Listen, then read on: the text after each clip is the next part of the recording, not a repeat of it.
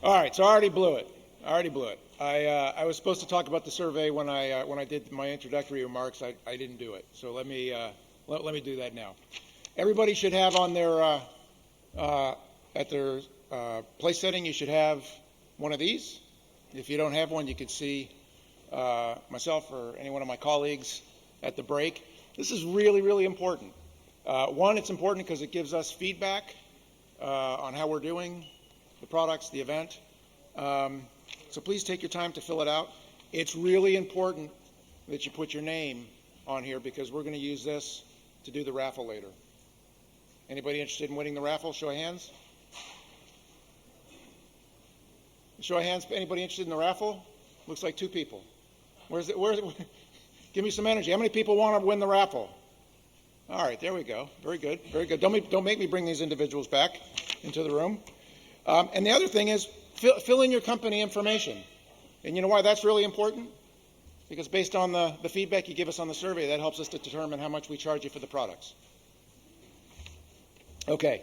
Also, a round of applause for George, by the way, please.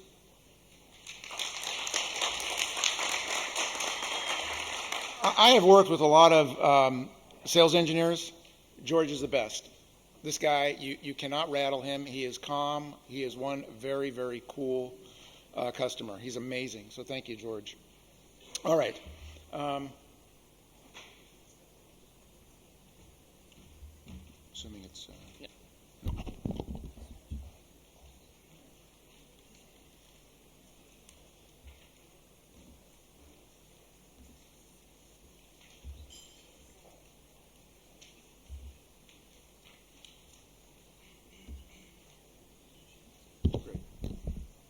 You see how good he is? All right. So we're going to talk about critical network protection and a very, very cool solution that we have at OPSWAT. And it's a solution that continues to evolve. So we're going to talk about some use cases today. And I don't want to say it's good, better, best, but they kind of are good, better, best. So we're going to talk a little bit about different approaches to take with the technology. And can't imagine an area or an environment to bring the power of OPSWAT to than critical networks, because critical networks, when something goes bad with the critical network, what happens? Dire consequences. It could bring down power to a city. It could expose government or defense records. It could have life and death implications. So it's pretty exciting to be part of this space and to be able to offer an alternative or a solution to solving a very critical problem. So let's spend a moment just kind of level setting and talking about, kind of what are some of the challenges we're dealing with here. So critical network, you're dealing with lack of a process, right? You've got these air-gapped networks. You've got this content that needs to find its way into this air-gap or disparate network, and if not done correctly, you can expose that network to a very catastrophic event. The critical network is oftentimes the area that's most targeted. So zero-day attacks, very specific attacks to exploit these critical infrastructures. Growth in malware. Not telling you anything you don't already know. The fight gets tougher. There's more malware to deal with. More software, more applications. Along with more software applications becomes more vulnerabilities.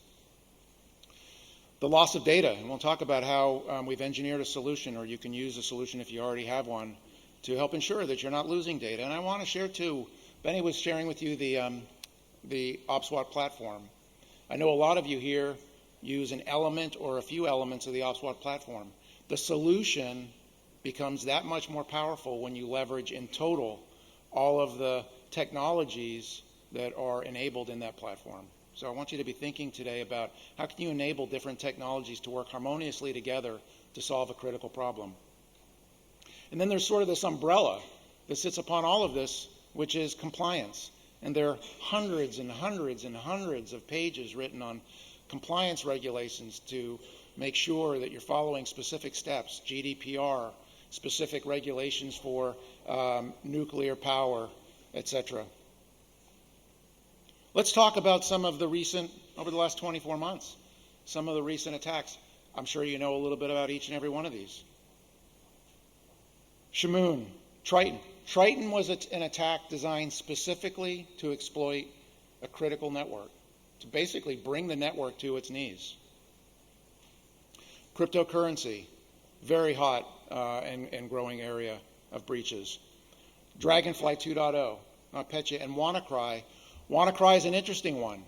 It's an interesting one because it was a vulnerability that had those that got exposed to WannaCry, had they known about it, they could have prevented the attack.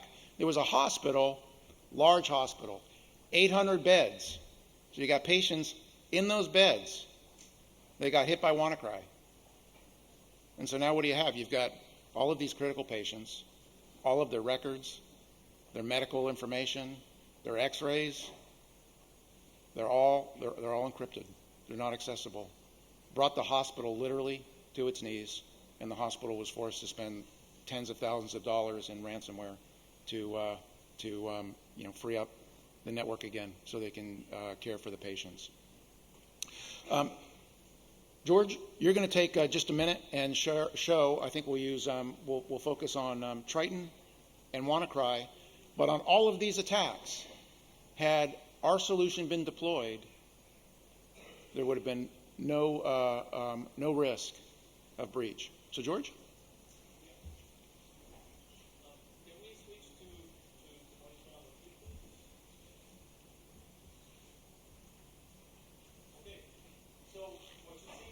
Kiosk user interface. Essentially, it has a couple of form factors. That's one of them. It's such a powerful machine, yet looks so elegant, right? So what I'm going to do, I'm going to process the media now. So essentially, it's a USB drive. There are a couple of samples here, the real malware on this drive. So I'm just going to insert the drive. You can see the different options that are supported. So anything from mobile phone to CD to smart cards. And I'm going to process everything right on this drive, so 27 files. Now, of course, some of the malware is part of an archive to make it difficult for us to kind of detect it. The thing is, we support password-protected archives, so we're just prompted to put the password for the archive. As soon as the password is correct, we are able to decrypt it, extract it, and scan all the content inside. If the password is not provided, then the content is going to be blocked because we could not process it, so we can't tell if it's clean or not.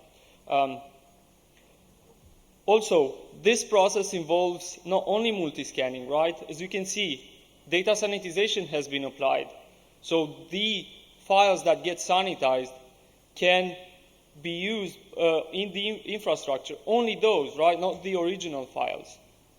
On top of that, we have DLP as part of the solution. So there will be customers who don't want to deal with sensitive information. They don't even want to store it in their infrastructure, right?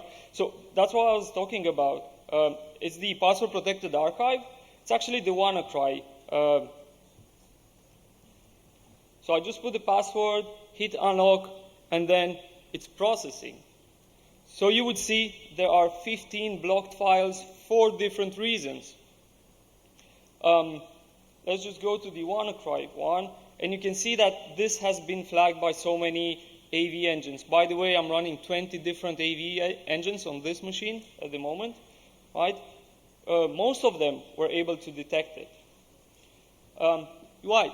I mentioned DLP. So we were able to block this file because it has credit card number and social security number on it. And this is one of the variants of the Triton malware that Frank mentioned in the beginning, right?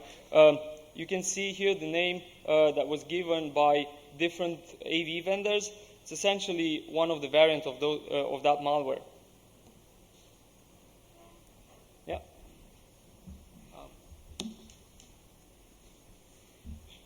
Thanks, George. Thank you. So naturally, again, as part of this level set, we've got this very challenging environment that we're working in.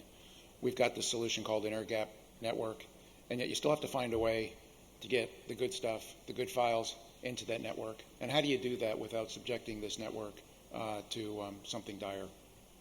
There's a few different approaches. The first approach, and we've got a kiosk standing up here, and you'll be able to see them in action, by the way, during breaks and after the event. But a simple approach, quite frankly, is to take the media.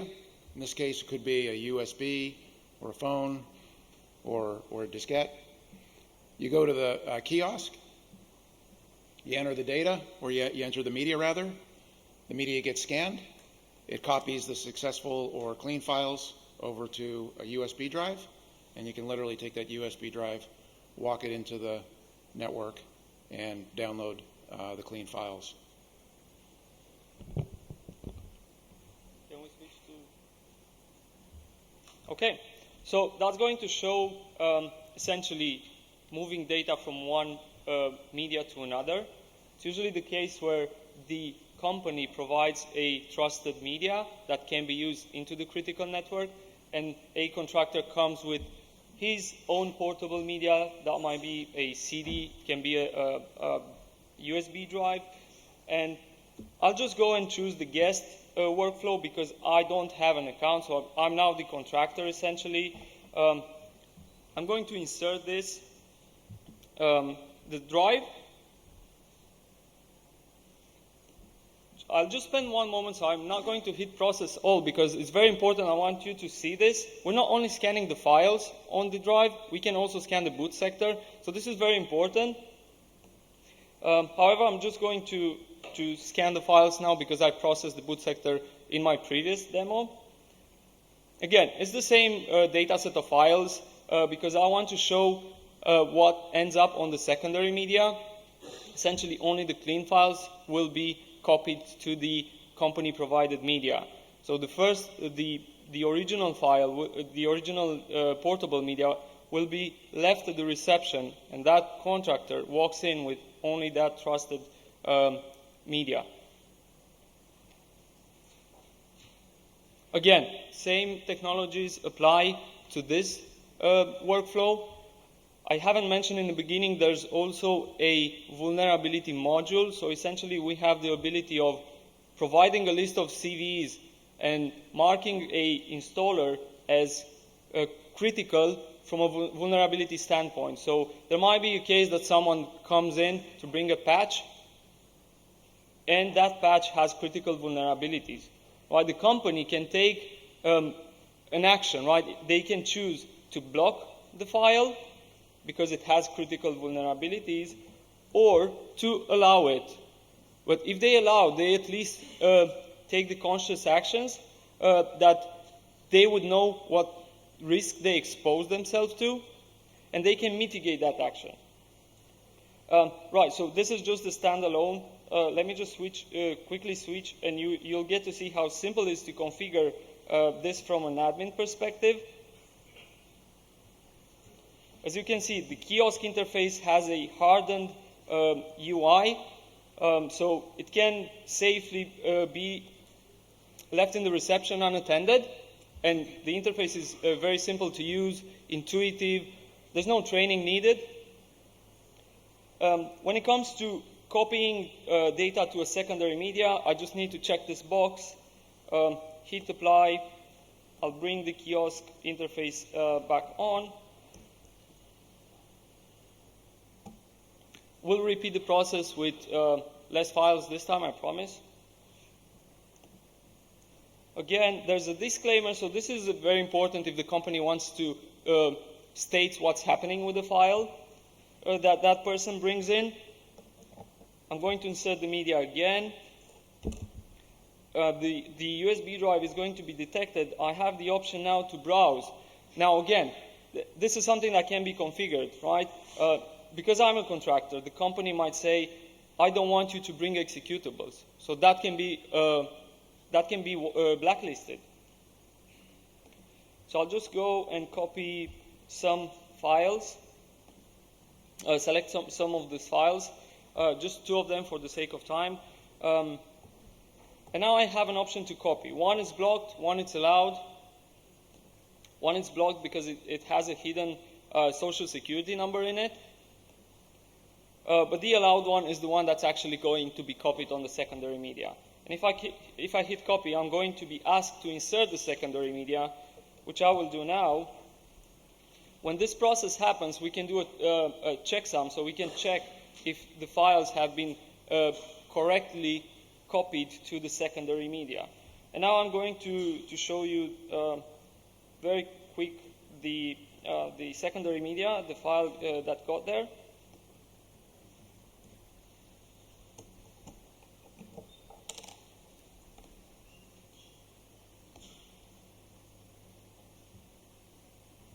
So you can see we keep the folder structure, and that's the actual file that gets copied to the secondary media. Terrific. Thank you, George. So that's a great solution, right? Again, I mentioned we're going to do good, better, best.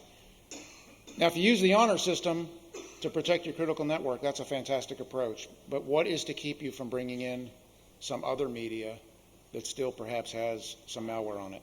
Well, that's where the client comes in. It's another level of protection you can use in a different workflow that gives you increased safety. So in this particular case, you're downloading a light agent to the endpoint, and only those media types, only those USBs that have a manifest, and George will show you in just a moment how that manifest is delivered, only those USBs that have a manifest on them will be allowed to enter the organization. So in this particular case, again, you've got the kiosk. Okay, sorry. Okay. You've got the kiosk. Yeah. And you have the air-gapped network. And you have your various media types.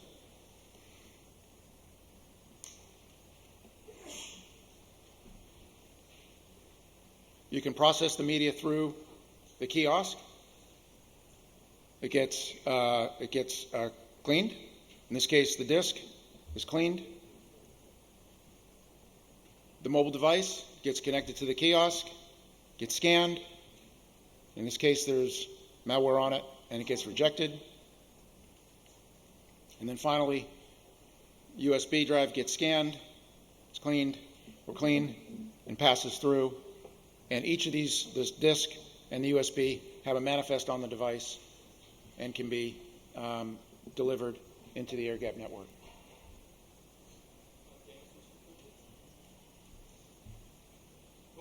So the next demo is going to show exactly that. So I'm going to use the same USB drive. I'm a guest. I'm coming and inserting the media. Now what's going to happen now, the kiosk is using a certificate to sign this scanning batch.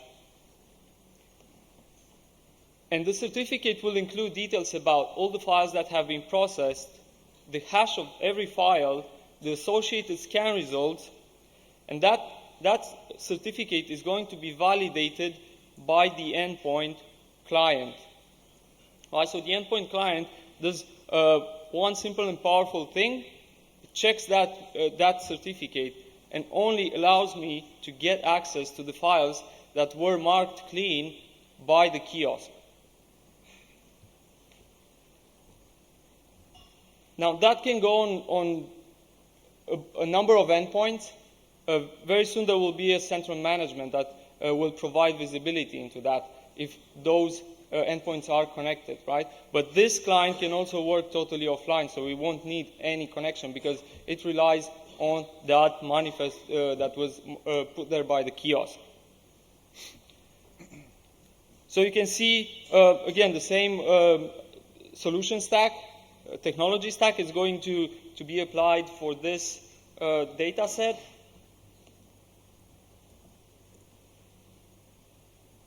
So I just wanted to show this with real malware. So I'm going to hit finish and switch to, which would be my endpoint. And hopefully that won't create any challenge.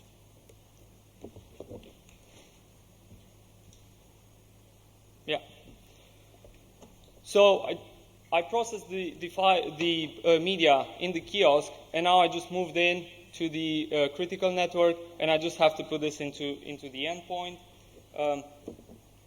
As soon as I insert the USB, a window comes up and asks me what I want to do. So I will say I want to copy some files from the drive, and I will just select everything. So you can see there's no connection to any scanning server, essentially. So this runs totally offline. I don't even have internet connection. So this is going to look through all the files on the drive, and it will just copy for me the clean files. If you remember in the beginning, there were a bunch of malwares that were placed in a folder called malware. That folder is no longer there. So I can only get access to the files that have been processed. And if I try to access the USB from the Windows Explorer the regular way, it's not going to work because we block the access to any other file that has not been marked as clean by the kiosk.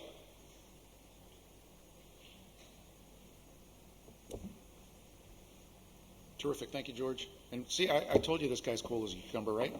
How many of you could do that after dropping your your computer on the floor?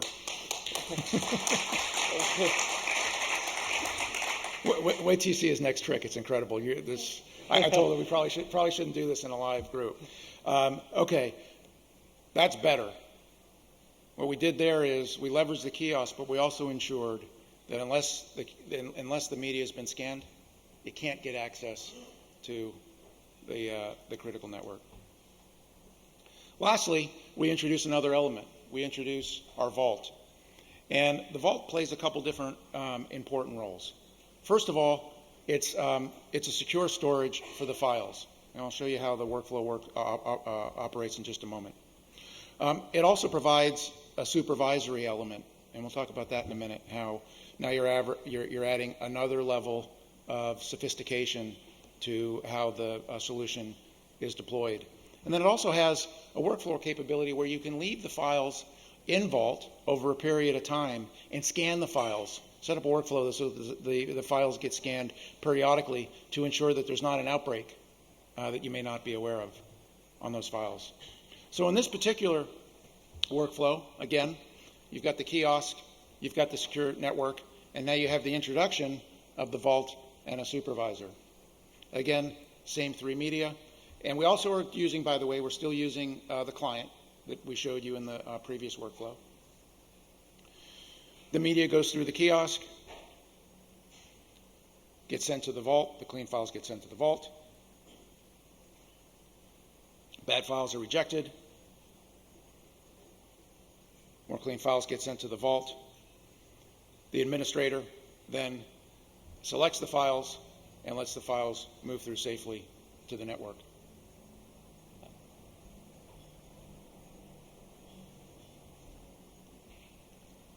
So again, this workflow gets an enhanced security in this particular case. So this time I'm going to log in as an employee because I want my files to be placed in my specific folder in Vault. I have to put my password. So as you can see, both kiosk and Vault will integrate with Active Directory.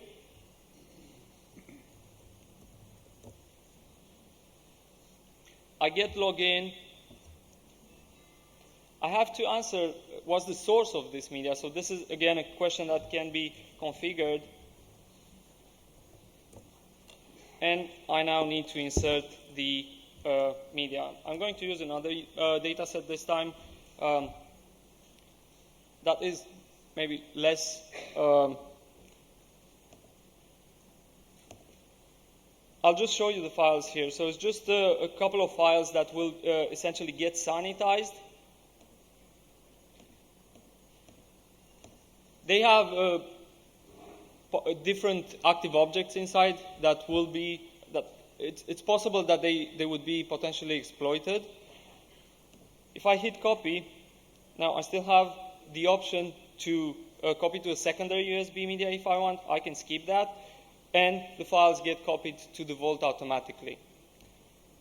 This is one use case. The second is if I am a guest and I won't have an account in that company vault. So I'm going to use that option now just for you to see what's going to happen. So I'm a guest coming with some data. The company has a policy that I need to leave everything at the point where I entered the facility. How do I retrieve the file when I move into the critical part of the network? Well, something very, very interesting is going to happen. So the kiosk is creating a temporary account for that person that's not part of the company. It will create a temporary account in that company vault. Can even print a receipt. So that person can only take the receipt, hands the receipt to his contact in the company, and that's how the files get retrieved.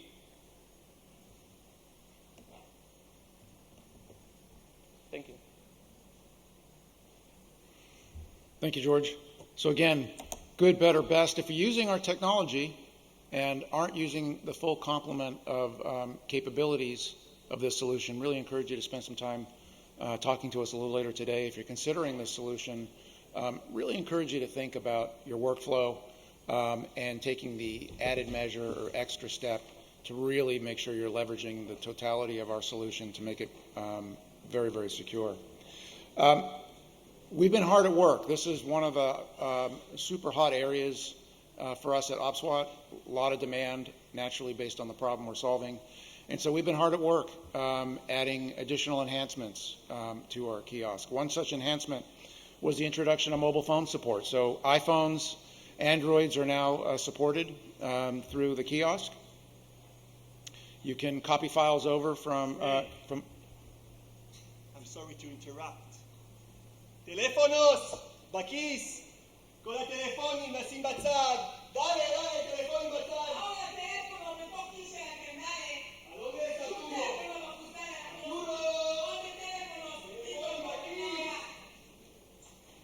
Arturo. Arturo. Arturo. Arturito. Esto.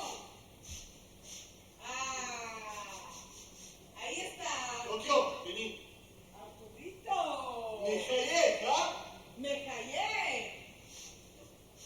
Dale, teléfono, Arturo. Es fuerte. ¿Dónde está tu teléfono? Mi miedo. Gracias. Tokio. Denver.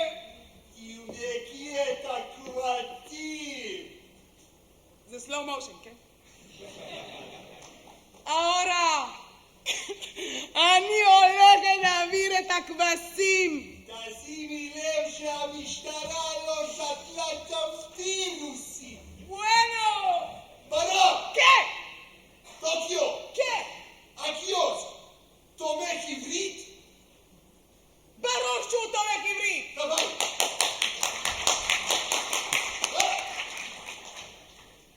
ג'ורג', אתה יודע מה אתה עושה? tú sabes qué haces. עשית... You know what you're doing? I think so. ¿Sí? טוקיו! ¿Qué? DLP, עשית? Sí, sí. Bueno. ¿Y CDR? ¿Haces CDR? Sí, pienso que sí. ¿Quién? Bueno. Vulnerability test, ¿así? Sí. Bueno, dale. Carajo. No, Joder. I don't know what can I do it again? John! Dale, vamos, ahora. Warning. ¿Qué es warning? Tokio! ¿Qué? Por Dios. Threat Intelligence, ¿así? Sí. Bueno. Todo así. Bueno, dale. אתה קצת איטי, ג'ורג', אה? What's that? I forgot you didn't know Hebrew. Yeah, I don't know Hebrew. You are a little bit I slow. think I am. I'm happy I don't know Hebrew because I don't think you. Te lo voy a matar en You're- serio, nene, si no te vas a hacer más rápido, ¿sí? Sí. This you understood? Yeah. Tokio! I will keep... Opa, dale. ¿Cómo? A profesor, קיבל את הקבצים או לא? ¡Todavía no! סליחה, באמת, סליחה שצעקתי. עוד לא קיבל כבשים. Processing ahora. Sí. Bueno, Bueno. אין לנו הרבה זמן, דלה. ¿Por qué? למה לא? Why not more quicker? It's all I can do. I'm scared, right? So, Tu nombre George? yeah. כן, חודר אני חושב שזה processing. ברור שזה פרוססינג, יש בסכנה כמו פרוססינג. כולם פה רואים שזה פרוססינג. אין הרבה מוח בתוך Bueno, פרוססינג. dale. 72%. רגע. אז היה GPA, היה CDR, היה vulnerability test, Sí. היה threatening intelligence. Sí. Bueno, ahora נחכה. הפרופסור יהרוג אותנו אם לא נביא לו איזה מהר.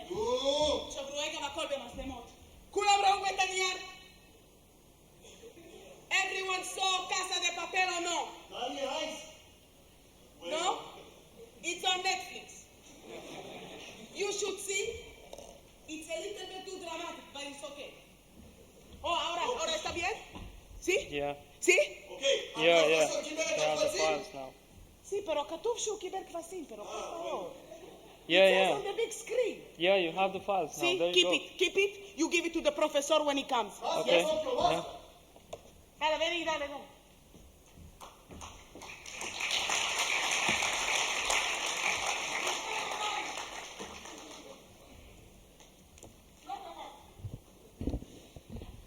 Okay, so as you saw, what happened, we've scanned a data folder from the mobile phone, and the files have been uploaded to the vault automatically. Now, because my computer won't print the token that was generated, I'm just going to take it from the audit log, which, by the way, provides you full visibility of what happened, who brought the files in, what was the scan result, and so many other things. Very useful when it comes to auditing. I'm just going to paste the token here, and if I go to the My Files section, you'll be able to see all the files that have been moved to the vault, so only the clean files go to the vault, right? And as Frank mentioned earlier, we can continuously rescan the files in the vault from every hour to maybe once a day with different virus definitions over time. That will prevent any outbreak happening. Thank you, George.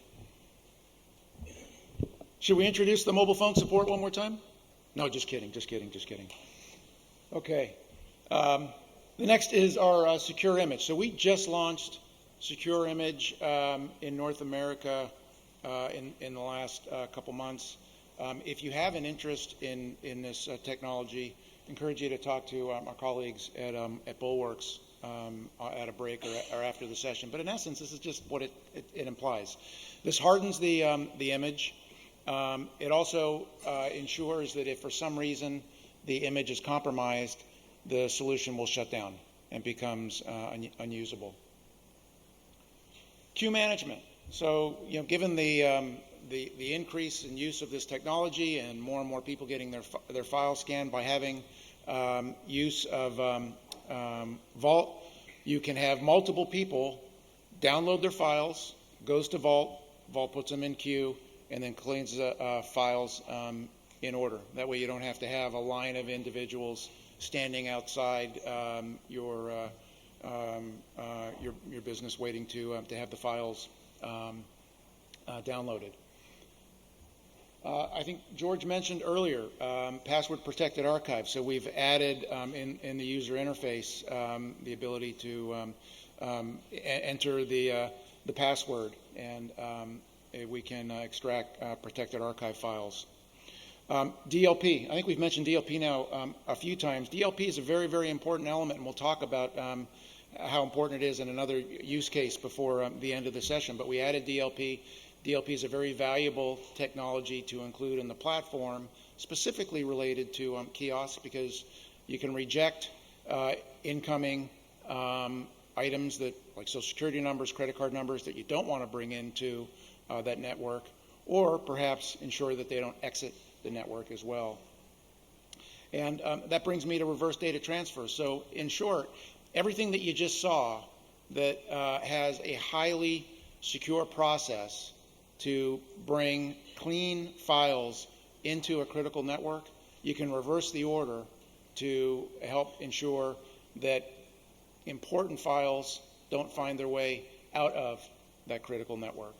And again, utilizing the vault technology, where you've got an administrator ultimately, or a series of administrators, only they can basically flip the switch or authorize those files from leaving the organization. It's a highly effective use case, and we're seeing more and more customers purchasing the product for reverse data transfer.